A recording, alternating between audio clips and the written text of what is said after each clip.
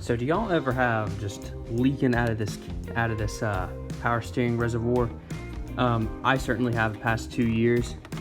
One part of it that does leak is this cap. It does have a breather hole, so some escapes out of there, but it wasn't just that. It would just be like a coating of power steering fluid on here.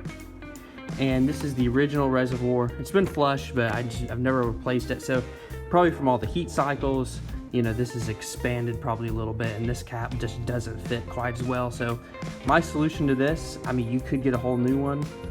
That's up to you. But what I did, I just took a little plumber's tape, little thread tape there, put it around that, you know, put it back in. And yeah, I've replaced multiple seals in that, and it hasn't even helped.